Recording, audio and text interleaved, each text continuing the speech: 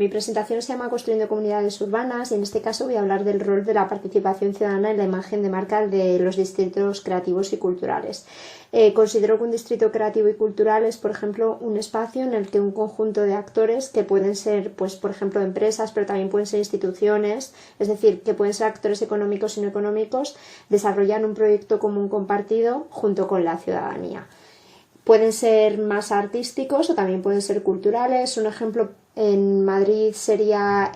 pues el Media Lab Prado, pero también quizás el Matadero.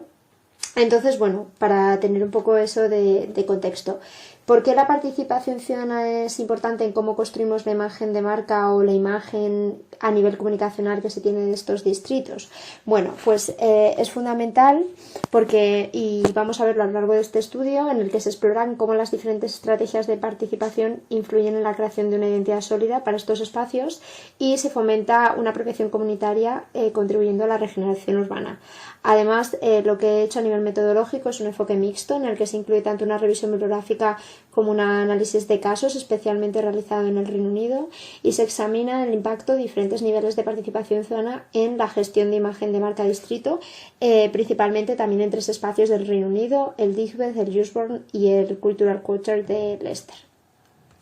Y bueno, os voy a hablar un poco del empoderamiento comunitario que se ha ido dando. El derecho a la ciudad y a la participación ciudadana es un concepto que surge fue introducido por Lefebvre en ese libro que escribe hablando sobre el derecho a la ciudad en 1968 y sentando las bases de lo que sería la transformación política de las ciudades contemporáneas a través del activismo ciudadano. Luego, posteriormente, va evolucionando este pensamiento a través de autores como Mumford y Jean Jacobs, que desarrollan y amplían el concepto y hablan del derecho a compartir, del encuentro, a la vida propia en el contexto urbano. Y finalmente, en la actualidad, la implementación de estrategias de participación ciudadana se considera fundamental, ¿no?, en la configuración tanto de políticas de regeneración urbana y a nivel más quizás urbano y más vinculado al espacio físico, pero también en la gestión de imagen de la marca de los distritos, especialmente si queremos que ésta sea sostenible. Los beneficios de la participación ciudadana son fundamentalmente 3 cuando hablamos de la gestión urbana y también cuando hablamos de la gestión de la imagen de distritos culturales y creativos. Por un lado, se da la apropiación comunitaria, es decir, la participación ciudadana fomenta el sentido de pertenencia y la responsabilidad hacia los espacios públicos y hace que se transforme esa percepción de que lo público no es de nadie a que lo público es de todos. Por otro lado, previene el vandalismo, tal y como he visto en diferentes casos de estudio y muy notablemente en el caso de estudio del Digbeth, que es un distrito cultural y creativo que está en Birmingham, en Reino Unido, a unas 2 horas y media más o menos de Londres. La involucración de la comunidad en los procesos de regeneración urbana reduce significativamente los actos de vandalismo. Y por otro lado, la participación ciudadana también favorece una gestión sostenible a nivel urbano, es decir, cuando la ciudadanía se involucra activamente en el uso y cuidado de los espacios, la gestión y la conservación de estos pues se vuelve más económica, más viable y, en resumidas cuentas, más sostenible a largo plazo. ¿Qué estrategias podemos seguir o cómo podemos incluir, ¿no?, al final, qué estrategias inclusivas para la gestión de marca de distrito, bien sea cultural o creativo o ambos, se pueden seguir a la hora de gestionar esta imagen? Pues por un lado, dar un enfoque emocional, es decir, considerar el distrito como un espacio que va más allá de lo físico y entender que también es un lugar de encuentro, un lugar de emociones, que más allá pues eso, de esos límites físicos o de los límites que se han establecido a nivel administrativo y político, es un espacio en el que hay una gestión que debería de ser inclusiva y significativa para todos los usuarios. Por otro lado, deberíamos de favorecer el desarrollo comunitario, es decir, que la gestión de la imagen de marca debe centrarse no solo en atraer visitantes o inversores, sino también en crear oportunidades para las personas que ya viven ahí, para los usuarios de ese espacio, para favorecer y fomentar la participación y el desarrollo de la comunidad local. Y por otro lado, también otra estrategia sería la accesibilidad, es decir, facilitar el acceso del público general a los espacios y actividades del distrito, porque al final esto es fundamental, ¿no?, para construir una imagen de marca. En este sentido, además, hay diferentes niveles de participación ciudadana que probablemente todos conoceréis, la famosa escalera de participación ciudadana, en los cuales pues podemos partir de informar, es decir, de proporcionar información objetiva al público sobre los problemas y las alternativas soluciones. En segundo lugar, consultar, involucrar, colaborar y empoderar. Y al final lo que a nosotros nos interesa no es tanto solo informar o hacer consultas, ¿no?, para obtener una retroalimentación del público y de las alternativas de decisiones, sino que sobre todo estaríamos en el tercer, cuarto y quinto nivel, es decir, en involucrar, es decir, en trabajar con el público de esa zona para poder entender que sus preocupaciones son comprendidas y consideradas, en colaborar, es decir, en asociarse con el público en cada aspecto de la toma de decisiones, y finalmente en empoderar a esos ciudadanos que viven esos espacios para que ellos tomen también ciertas partes de las decisiones. Hay diferentes técnicas para esto, pues desde los folletos informativos, las páginas web y las redes sociales, si estamos en un nivel básico como informar, a comentarios del público, grupos de discusión, talleres, comités de consulta, toma de decisiones participativas si estamos en unos niveles más avanzados, o por ejemplo en el caso de que estemos en el nivel superior, ¿no?, por así decirlo, de participación ciudadana, pues una de las técnicas que tenemos es, por ejemplo, delegar las decisiones y establecer jurados ciudadanos. Actualmente, evidentemente, pues existen una serie de barreras para la participación ciudadana en este tipo de espacios. Por un lado, que las barreras relativas a la comunicación, es decir, las organizaciones comunitarias a menudo encuentran dificultades para establecer contacto efectivo con las instituciones y con los órganos de poder, y eso genera mucha frustración y desaliento. En este sentido, hay veces que al final se necesita pues un organismo, ¿no?, intermedio que medie entre lo que sería, pues por ejemplo, una institución como un ayuntamiento y las personas que de manera voluntaria están ejerciendo una labor de revitalización en un distrito cultural y creativo, ¿no? Un ejemplo de esto es el Usborne Trust en el Usborne Valley, en Newcastle,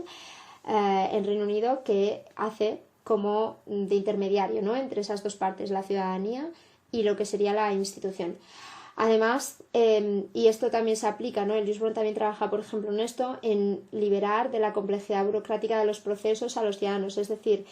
muchas veces los ciudadanos necesitan comprender sistemas de gobierno y organizaciones que son muy complejos y que en los que se usa un nivel técnico, un lenguaje técnico muy complejo, y que a veces es importante simplificar. También otras de los problemas, ¿no?, de los desafíos en la implementación de la participación ciudadana pueden ser las respuestas desalentadoras. Algunas veces las respuestas institucionales pues son generales o al final acaban desmotivando la participación, porque las personas que se han involucrado sienten que al final era como una vía de marketing, pero no tanto de un elemento de acción real. Y finalmente el cuestionamiento de la representatividad, ¿no? A menudo se cuestiona más la representatividad de las asociaciones ciudadanas que realmente lo que están proponiendo, las propuestas o los planes que ellos están presentando, y eso acaba por generar frustración entre los participantes. En mi caso, yo estudié estos tres casos de estudios que tienen en pantalla. Por un lado, el St. George Cultural Quarter en Leicester es un distrito que ha implementado estrategias de información y de consulta, pero no ha ido más allá y no ha alcanzado niveles más profundos de participación ciudadana, y eso se nota mucho en la gestión de su imagen de marca, porque al final es terriblemente desconocida. Cuando involucras a la gente, pues al final es más fácil, ¿no?, que se te conozca, que tengas una notoriedad.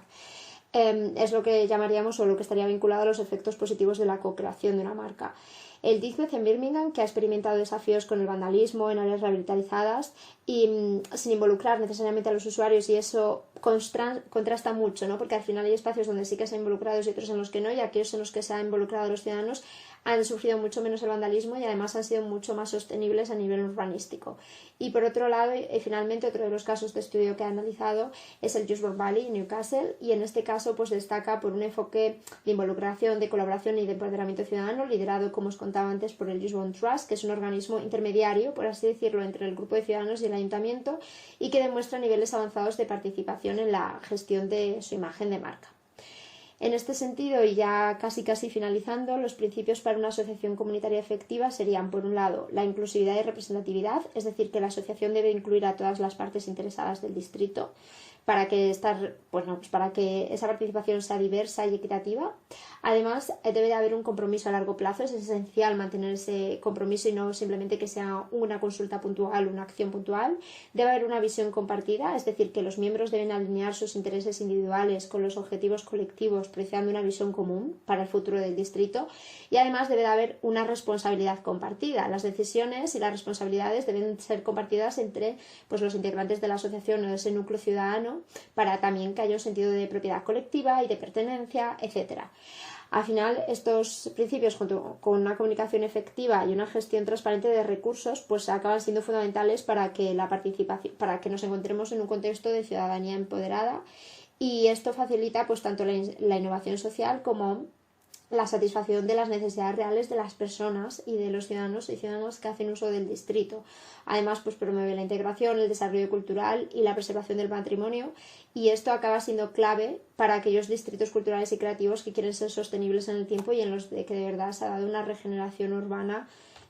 sostenible. Y ya terminando, pues hablar un poco de manera para concluir,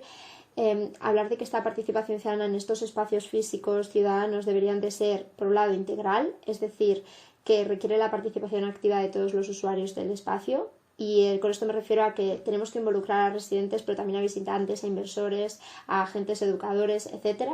El empoderamiento de ser comunitario, es decir, que para garantizar la sostenibilidad no podemos trabajar en niveles básicos de la participación ciudadana, sino en los más altos. Y además, es decir, debemos de dar el poder a esas personas, ¿no? Por así decirlo, que viven, que trabajan, que se educan en esos espacios. Y además es necesario educar un enfoque flexible que pueda adaptarse a las necesidades cambiantes que pueda haber en la comunidad y en el entorno urbano. Y finalmente, necesitamos una evaluación continua, es decir, de manera constante y reiterada, cada vez que se implementa un sistema, una estrategia de participación ciudadana o de gestión de imagen de marca, este tiene que ser evaluado y los resultados obtenidos tienen que ser reevaluados para que se pueda seguir mejorando y para que al final, como decíamos, se adapte a las necesidades que tenemos en cada momento.